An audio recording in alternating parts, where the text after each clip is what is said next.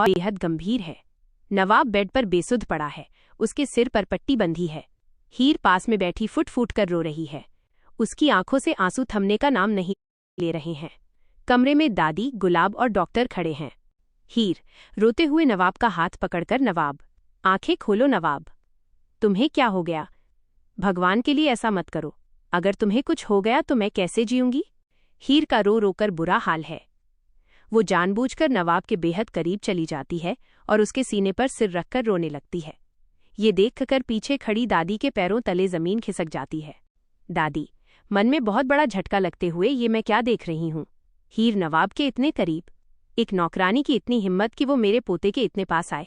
और नवाब, उसने हीर को खुद से दूर क्यों नहीं किया? क्या चल रहा है इन दोनों के बीच? गुलाब दादी के कान में फुसफुसाते हुए, देखा दादी जी, मैं तो पहले ही कहती थी, ये हीर सीधी नहीं है।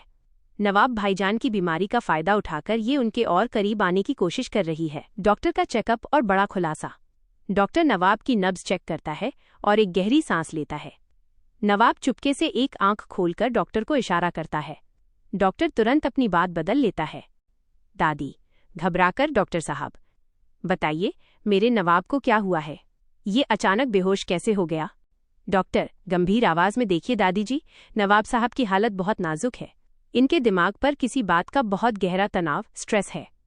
अगर इन्हें थोड़ा सा भी और स्ट्रेस दिया गया या इनकी मर्जी के खिलाफ कुछ भी हुआ तो इनकी जान को खतरा हो सकता है। इनकी सेहत के लिए ये बिल्कुल अच्छा नहीं होगा। ये सुनते ही पूरे कमरे में सन्नाटा छा जाता है। दादी और गुलाब के होश उड़ जाते हैं। दादी कांपती आवाज में, क्या कह रहे हैं डॉक्टर साहब? मेरा नवाब। हीर रोने का नाटक जारी रखते हुए, डॉक्टर साहब प्लीज नवाब को बचा लीजिए। हम दादी जी से कहेंगे कि वो नवाब पर किसी बात का दबाव न डालें। डॉक्टर के जाने के बाद दादी नवाब के बेड के पास आती हैं। उनके दिमाग में एक तरफ डॉक्टर की चेतावनी घूम रही है और दूसरी तरफ नवाब को अपनी पसंद की लड़की से शादी कराने का फैसला। दादी रोतसूरत होकर, हे भगवान, मैंने अपने पोते को किस मोड़ पर लाकर खड़ा कर दिया? मैं तो सिर्फ उसकी शादी अपनी पसंद की लड़की से कराना चाहती थी। मुझे क्या पता था कि मेरा ये फैसला उसकी जान पर बनाएगा। नवाब ने कभी मुझसे पलटकर जवाब नहीं दिया, मेरे फैसले के खिलाफ नहीं गया, लेकिन अंदर ही अंदर वो इस दबाव को झेल नहीं पाया। दादी रोते हुए कमरे से बाहर निकल जाती हैं। गुलाब भी उनके पीछे जाती है, लेकिन वो मुड़कर हीर और नवाब को शक की निगाहों से देखती है। जैसे ही कमरे का दरवाजा बंद होता है, नवाब तुरंत बेड पर उठकर बैठ जाता है। हीर अपने आंसू पोंछती है और दोनों एक दूसरे को देखकर मुस्कुराते हैं। नवाब धीमी आवाज में, हीर, डॉक्टर ने जैसा मैंने कहा था बिल्कुल वैसा ही बोला। अब दादी चाहकर भी मुझ पर शादी का दबाव नहीं बना पाएंगी।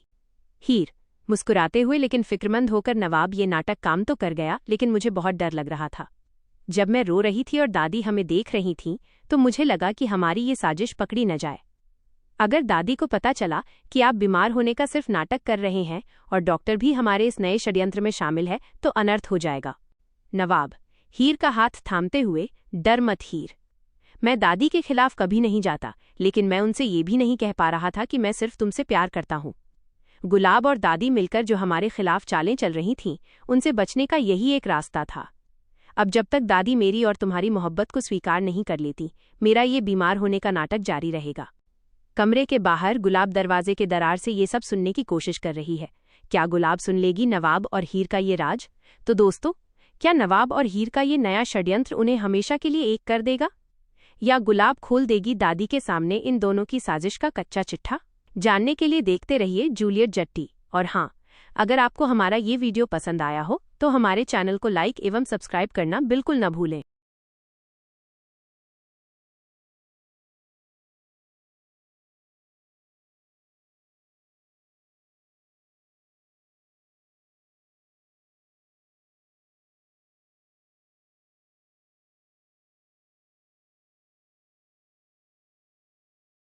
होता है और हीर की आंखों में सस्पेंस और बदले की एक चमक के साथ एपिसोड समाप्त होता है। तो दोस्तों, क्या हीर का ये नया दांव गुलाब और दादी के इस बड़े खेल को हमेशा के लिए खत्म कर देगा?